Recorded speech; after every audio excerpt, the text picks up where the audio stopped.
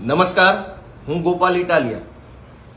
સાથીઓ, ગઈકાલે કેન્દ્ર સરકારે એક નોટિફિકેશન બહાર પાડીને જાહેર પરીક્ષાઓની અંદર ચાલતી આ જે પેપર ફૂટવાની ઘટનાઓ છે એનો એક કાયદો બહાર પાડ્યો અને કાયદો ગઈકાલથી અમલમાં મુકાઈ ગયો. એટલે ભાજપની જે આખી ચોર મંડળી છે એ તાબોટા પાડે છે અને ખૂબ મોટી મોટી ફાંકા ફોજદારી ચાલુ કરી દીધી છે કે સરકારે કાયદો લાગુ કર્યો. તમે આપણે બધાએ જાણીએ છીએ કે છેલ્લા કેટલાક વર્ષોથી આખા દેશમાં ભયંકર રીતે પેપર ફૂટવાની ઘટનાઓ બની રહી છે. કોઈ છૂટી છવાઈ ઘટના હોત તો બંધ થઈ ગઈ હોત, પણ આ એક ઓર્ગેનાઇઝ ક્રાઇમ છે, એક આયોજનબદ્ધ રીતે કરવામાં આવતું, ષડયંત્રપૂર્વક કરવામાં આવતું દુષ્કૃત્ય છે. અને આમાં 100% ભાજપના નેતાઓ અને ભાજપના નેતાઓ સાથે સંકળાયેલા લુખાઓ સામેલ છે. હમણાં તાજેતરનો જ દાખલો લઈએ કે યુપીની અંદર પેપર લીકની જે ઘટના બની એ ઘટનાના આરોપીની લિંક અમદાવાદમાં મળી અને અમદાવાદમાં એની ઓફિસ છે, અમદાવાદમાં એની કંપની છે, એને યુપીની ભાજપની સરકારે પેપર છાપવાનો અને પેપર ત્યાં યુપી પહોંચાડવાનો કોન્ટ્રાક્ટ આપ્યો.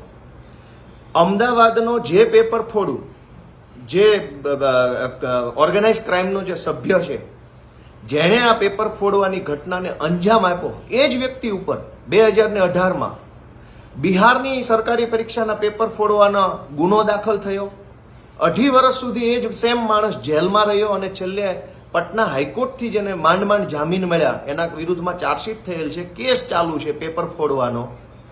એના એ જ સેમ ટુ સેમ માણસને યુપીની સરકારે ફરીથી કોન્ટ્રાક્ટ આપ્યો. આ શું બતાવે છે કે એક પ્રકારનું રીતસરનું ષડયંત્ર, આયોજનબદ્ધ રીતે પેપર ફોડવાનો માફિયાઓએ ધંધો ખોલેલો છે. અને આ માફિયાઓને સીધું ભાજપના નેતાઓનો ટેકો છે, ભાજપના નેતાઓને એમાં ભાગ છે. નીટના પેપર ફૂટી જાય, એનટીએની પરીક્ષાના ઠેકાણા ન હોય, સરકારી ગુજરાતની પરીક્ષા હોય કે બિહારની હોય કે રાજસ્થાનની હોય કે ઉત્તર પ્રદેશ, દેશના તમામ રાજ્યોમાં પેપર ફૂટે છે. પણ એક વસ્તુ તમે જુઓ કે આ પેપર માફિયાઓ ભાજપ સાથે સંકળાયેલા છે એનો બીજો પુરાવો કે દક્ષિણ ભારતના જે રાજ્યો છે, તામિલનાડુ છે, આંધ્રપ્રદેશ છે, કેરળ છે, કર્ણાટક છે, એ રાજ્યોના પેપર ફૂટવાની ઘટનાઓ ક્યાંય આપણા જોવા જાણવામાં નથી આવતી. શું કામ? એ રાજ્યોની ભાષા એટલી બધી અલગ છે કે જે સામાન્ય માણસ વાંચી શકતો નથી.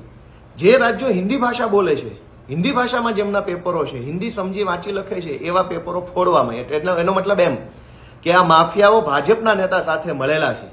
દક્ષિણ ભારતના પેપરની ભાષા નથી સમજાતી એટલે પેપર ફોડવા વાળો પણ એની અંદર રિસ્ક નથી લઈ શકતો.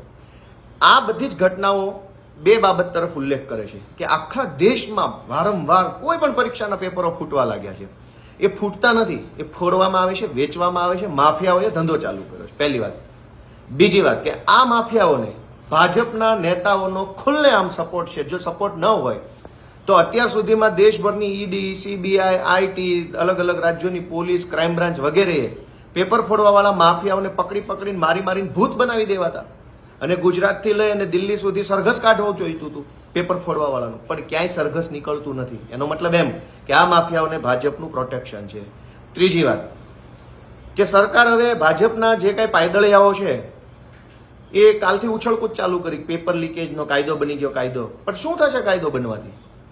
આપણે રાજકોટની અંદર ટીઆરપી ગેમ ઝોન કાંડમાં જોયું કે જે ભાજપના નેતાઓએ લાંચ લઈને, પૈસા લઈને આ ટીઆરપી ગેમ ઝોન ચાલવા દીધો હતો એનું તો એફઆઈઆરમાં નામ જ નથી. જે અધિકારીઓએ પૈસા લીધા હતા એનું એફઆઈઆરમાં નામ નથી.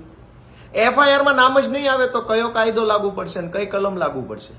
હરણી બોટ દુર્ઘટના વડોદરામાં બની ત્યારે પણ આપણે જોયું કે બિચારા નાના સિક્યુરિટી ગાર્ડને, પટાવાળાઓને પોલીસે એરેસ્ટ કરી લીધા અને ભાજપના જે મોટા ગુંડાઓ હતા કે જે હરણી બોટ દુર્ઘટનામાં જેનો સીધી ભૂમિકા હતી એના એફઆઈઆરમાં નામ જ ન આવ્યા. કેવી રીતે સજા કરવામાં આવશે? સુરતની તક્ષશિલાની ઘટનામાં પણ 4-5 નાના કર્મચારીઓને ફસાવી દીધા, એના સંચાલકને જેલમાં પૂરી દીધો. પણ મોટા જે ભાજપના નેતાઓ કે જે આ ભ્રષ્ટાચાર કરી અને આવા લાક્ષાગૃહો ચલાવવા દેવામાં જવાબદાર હતા એના એફઆઈઆરમાં નામ જ નથી.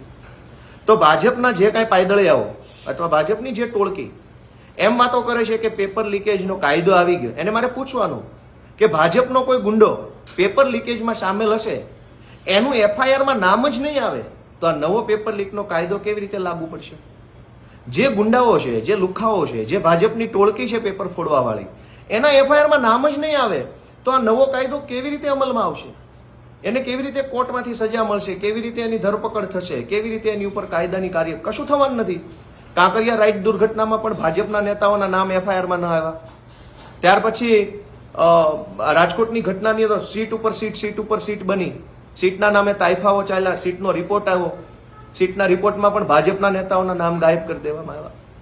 તો ગુજરાતમાં જેટલી દુર્ઘટનાઓ બની છે એ તમામ દુર્ઘટનામાં એફઆઈઆરમાં ભાજપના નેતાના નામ આવતા નથી. એફઆઈઆરમાં આરોપી તરીકે નામ નહીં આવે તો ગમે તેટલા કાયદાઓ બની જાય, ગમે તેટલા કડક કાયદા બની જાય, ગમે તેટલા મહાન કાયદા બની જાય, આરોપીનું નામ જ જ્યાંથી કાયદાના અમલીકરણની શરૂઆત ક્યાંથી થાય? દેશમાં કોઈ કાયદો બન્યો કે રાજ્યમાં કોઈ કાયદો બન્યો એના અમલની પહેલી શરૂઆત છે એફઆઈઆર. પછી તપાસ થાય, ધરપકડ થાય, જામીન મળે, જામીન ન મળે, ચાર્જશીટ થાય, કેસ ચાલે, સજા થાય, ન થાય. પહેલું પગથિયું એફઆઈઆર, ત્યાં જ નામ હોતા નથી. તો જે કાંઈ ભાજપના લુખાઓ આ પેપર ફોડવાની ઘટનાઓમાં સામેલ છે એને તો દર વખતે ભાજપ બચાવી લે છે. તો આ નવા કાયદાથી તો ઉલટાનું નાની નાની માછલીઓ અને જે લોકો લોભ લાલચમાં, ડર લાચારી મજબૂરીની અંદર જે લોકો આમાં સામેલ હશે એવા ગરીબ વ્યક્તિઓને જેલમાં ભરી દેવામાં આવશે અને ભાજપના લુખાઓ વળી બીજા નવા પેપર ફોડવાની તૈયારી કરશે. આ ષડયંત્રને આપણે સમજવાની જરૂર છે. આ આખું રાષ્ટ્રવ્યાપી ષડયંત્ર પેપરો ફોડવાનું ભાજપના નેતાઓને એની સાથે સંકળાયેલી લોબી કરે છે. એનો જીવતો જાગતો પુરાવો છે કે 2018માં બિહારની સરકારી પરીક્ષાનું પેપર ફોડવાના આરોપમાં જે માણસ જેલમાં છે એ જ માણસને યુપીની ભાજપની સરકારે ફરીથી પેપર છાપવાનો કોન્ટ્રાક્ટ આપ્યો. તો જ્યાં સુધી ભાજપના માણસોને બચાવી લેવામાં આવશે ત્યાં સુધી આ પેપર ફૂટવાનું દૂષણ અટકવાનું નથી. આપણે સૌએ જાગૃત બનવું પડશે. આનો જવાબ રાજનીતિમાં છે, આનો જવાબ ચૂંટણીમાં છે, આનો જવાબ નેતૃત્વમાં છે. જ્યાં સુધી આપણે ચૂંટણીઓથી રાજનીતિથી ભાગતા રહીશું અને આપણે એમ સમજીશું કે હું કોઈ રાજકારણમાં રસ નથી લેતો એટલે હું મહાન છું, ત્યાં સુધી આપણા પ્રશ્નો ઓછા નથી થવાના. આપણે જાગૃત બનવું પડશે. જય હિન્દ, જય જય ગરવી ગુજરાત.